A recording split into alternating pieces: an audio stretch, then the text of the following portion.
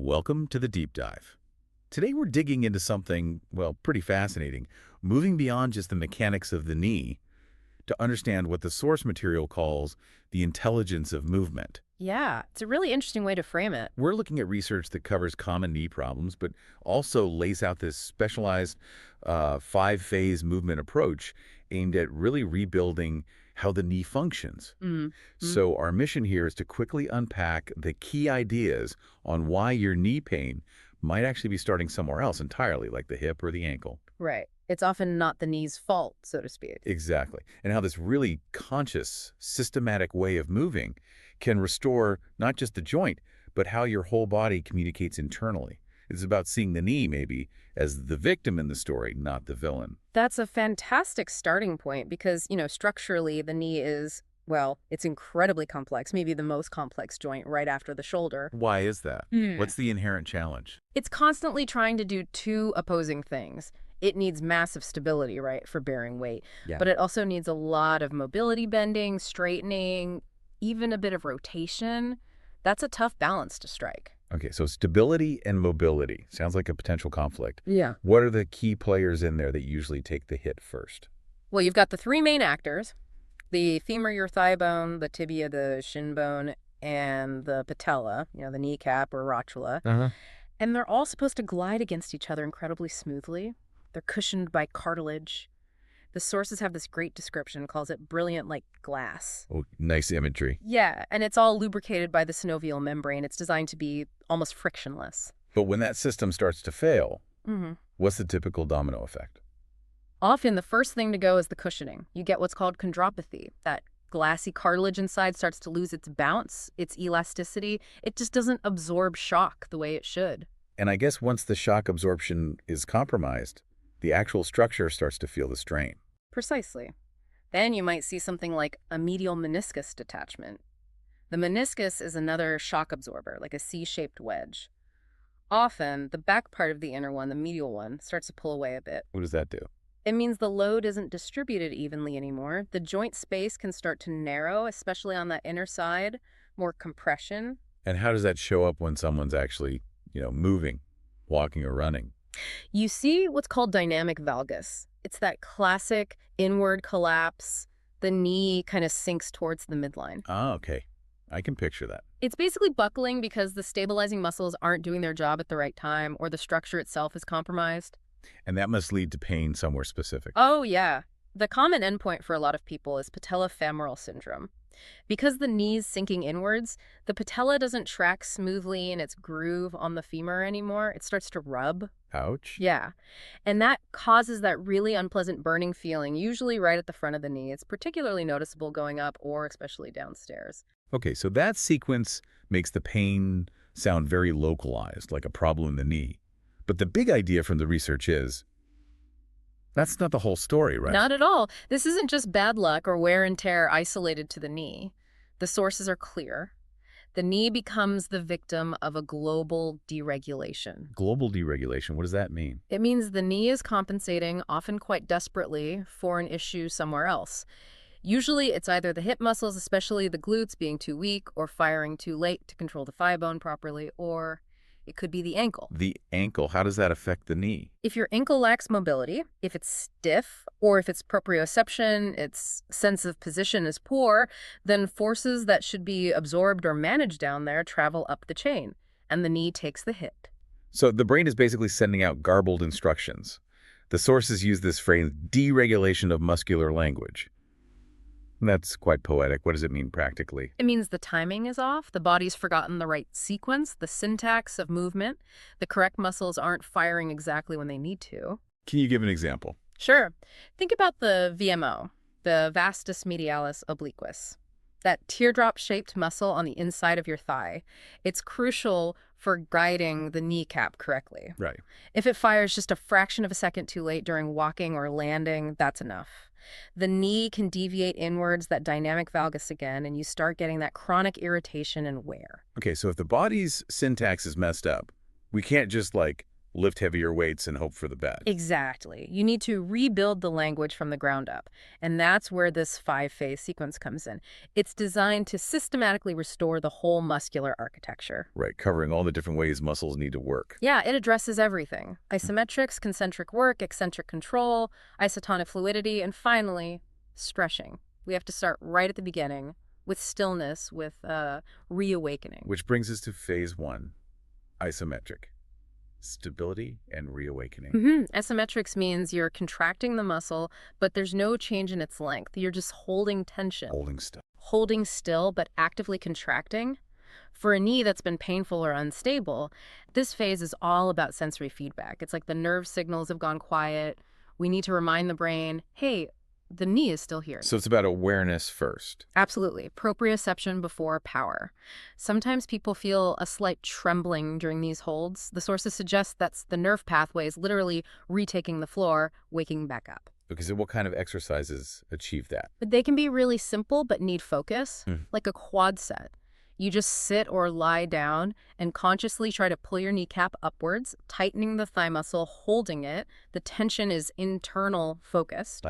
Or on a piece of Pilates equipment like the reformer, you might do heels on bar. You place your heels on the foot bar, you push like you're trying to move the carriage, but you don't let it move. You resist the movement. Okay. So lots of muscle activation, no joint movement. Exactly. And that really forces the quadriceps and, crucially, that VMO muscle to engage. It starts teaching it to be an active guide for the kneecap right from the start. Okay, so once you've reestablished that basic stability, that connection, where do you go next? Then we move into generating force, but carefully. That's phase 2, concentric, guided force. Concentric, that's when the muscle shortens as it contracts, right? Like lifting a weight. Correct.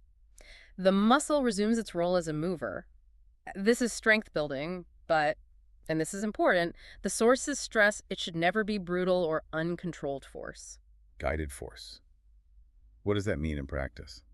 It means the movement is deliberate, connected to your breath. The key word they use is intention. Intention.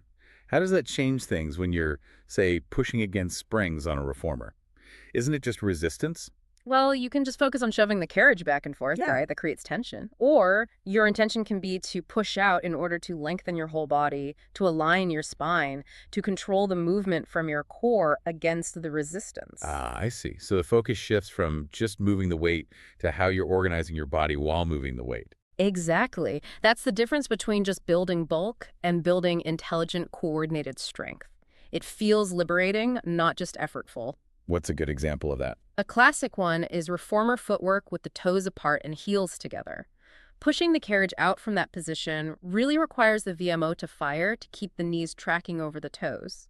But it also demands that your glutes work hard to stabilize your hips and control the rotation of your thigh bones. So it's coordinating multiple muscle groups. Yes. When you see someone do it smoothly, symmetrically, the carriage just gliding, that shows the coordination is coming back online. Another one is maybe the leg press from below on the Cadillac Tower, engaging the quads and glutes without letting the knee feel crushed.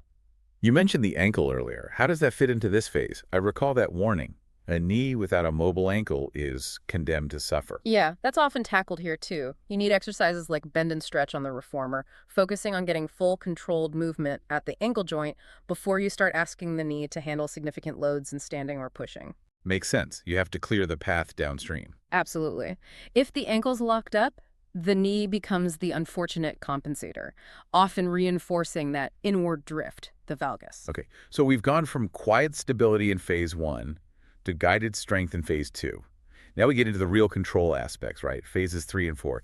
This is where the intelligence really comes in. I'd say so. Phase 3 is eccentric, the intelligence of resistance. Eccentric. That's the opposite of concentric, when the muscle lengthens under load. Exactly. It's the braking phase, the slowing down, the absorption phase.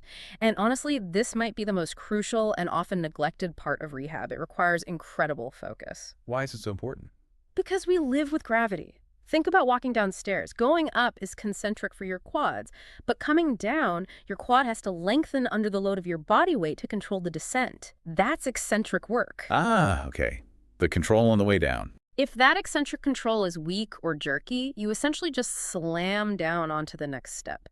Your knee isn't absorbing the shock softly. It's defending itself brutally. We want it to resist softly. So you're training the muscle to be like a sophisticated shock absorber. How do you isolate and train that braking action specifically? We really emphasize the return phase of exercises. For example, doing a single leg press on the reformer.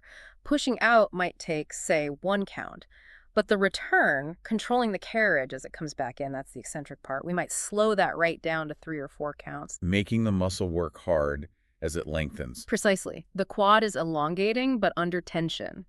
And this controlled loaded lengthening is really important for another reason, too. What's that? It helps pump synovial fluid in and out of the joint cartilage, which is how cartilage gets its nutrition. So it's literally feeding the joint while teaching the knee how to brake safely, without fear. And I imagine something like the standing press down on the Pilates chair would be a real test of this, balancing propulsion and braking while upright. Oh, absolutely. Standing on one leg, controlling the pedal as it comes up with the other foot. The knee on the standing leg has to be incredibly stable and manage that eccentric load smoothly. It's a huge integrator. And that's when people start to feel really different. Often, yes. This is where patients frequently report feeling that shift the sources call assurance retrouvé, that refound confidence. They suddenly realize, I know where my knee is. I trust it again. That regained confidence must be the perfect bridge to the next stage then. Phase 4, isotonic. Fluidity. Now we move beyond just controlled start-stop actions into continuous flowing movement. Isotonic, that means constant tension through the movement. Essentially, yes. Maintaining dynamic tension while allowing it to circulate. The movement becomes rhythmic, continuous. The body starts to, well, the sources say dance again. This phase is about restoring the natural rhythm you need for everyday life, walking smoothly, climbing stairs without hesitation. So what kind of exercises bring all that together, the stability, the strength, the eccentric control, into functional rhythm? Running on the reformer is a great one. It's not about speed. It's about a slow, controlled, continuous, alternating heel lift and lower. It really wakes up the proprioception in the ankles and feet and demands coordination all the way up the leg, ensuring you don't collapse inwards with each step. Keeping that alignment through dynamic movement. Exactly. We also might use something like the Sidekick series on the mat. The focus there isn't just the core, but ensuring that the leg movements are clearly initiated and controlled from the hip, letting the knee just be the conduit, not the driver or the compensator. And I remember reading there's a specific focus here on the inner thigh line. Yes, very important. The adductor press on the chair is often used. You might place a small ball between the knees while doing leg presses. This actively engages and strengthens the adductors, the inner thigh muscles. Why is that inner line so crucial? Strengthening that medial line provides crucial support for the inner compartment of the knee. The area often damaged first by things like meniscus tears or arthritis. It also helps stabilize the patellus tracking, keeping it aligned during movement for better long-term joint health. Okay, so we've built stability, guided force, learned to control resistance eccentrically, and integrated it all into fluid, rhythmic movement. That leads us to the final piece of the puzzle. After all that work, the dance, comes the relaxation. Phase 5, retirement, stretching, or peace. Yes, stretching. And it's absolutely not just a nice-to-have cool-down. The sources are quite emphatic about this. It's not decoration. It's the moment of restitution. It's what actually fixes the learning, the new patterns in the body's memory. Fixes it. How so? If you finish all that hard muscular work, the isometrics, concentric, eccentric, and just stop, the muscles can kind of retain the imprint of that effort, that struggle. Stretching allows the system to integrate the gains and then release unnecessary tension. The sources beautifully call it the pardon of the body. The pardon of the body. I like that. What specifically needs pardoning or integrating after all that knee work? Well, we need to balance out the forces we generated. So after working the adductors, for instance, we'd use something like the adductor stretch on the reformer, letting the legs gently widen to release that inner line and relax the whole hip and knee joint capsule. Balancing internal and external forces. Exactly. And for overall integration, something simple like the shell stretch on the mat, knees wide, folding forward, resting the forehead, just breathing deeply. It lets everything settle. It encourages that synovial fluid to circulate and nourish the cartilage one last time and allows any residual deep tension to just melt away. Looking back at this whole journey, from identifying the pathology through these 5 very distinct phases, it really drives home that the knee isn't just a mechanical part needing repair. No, it's much more about reconstructing a relationship. A relationship between the knee, the hip, the ankle, the core, the brain, the whole system. When that relationship is restored, the pain often recedes not because you fixed a broken part, but because the knee can finally go back to its proper job, Which is? being a mediator. It's designed to bend, to absorb shock, to smoothly accompany movement initiated elsewhere, like the hip. When it's working well, it does this almost invisibly, naturally, instead of constantly fighting or compensating. And you mentioned earlier the global impact. When the knee finds its place, other things shift too. Oh, definitely. We see it all the time. When the knee alignment improves, the pelvis often finds more neutral position almost automatically. Then the spine can lengthen, pressure comes off the low back, sometimes even chronic shoulder tension starts to ease. Wow. Yeah, it highlights how that initial knee pain, even if it was severe, was really just a symptom. A loud signal of a much larger imbalance that this conscious movement approach helped resolve from the ground up. There's that final metaphor the sources use, which feels quite profound, describing the knee as the humility of the body. Because it's the joint that has to bend, to yield, to allow us to move forward, to absorb impact, to change levels. So re-educating it isn't just physical. It seems not. It's about learning, perhaps, how to yield without collapsing, how to be strong without being rigid, how to advance through life without constantly fighting against it. It's where that physical strength has to learn softness and precision. That progression through the phases, stability, force, mastery, fluidity, and then peace. It almost sounds like a complete breath cycle for the body, doesn't it? An intellectual framework guiding the physical. It really does. It gives purpose and intelligence to every single muscle contraction, every movement. It demonstrates that true intelligence in movement emerges when force learns to serve alignment and control, not just brute effort. So perhaps a final thought for everyone listening. As you go about your day, just think about this idea. If the goal is moving with intention rather than just muscling through tension, what's one small part of your daily routine, maybe how you walk, how you sit, how you climb stairs, that could benefit most from bringing in a little more of that conscious, guided softness?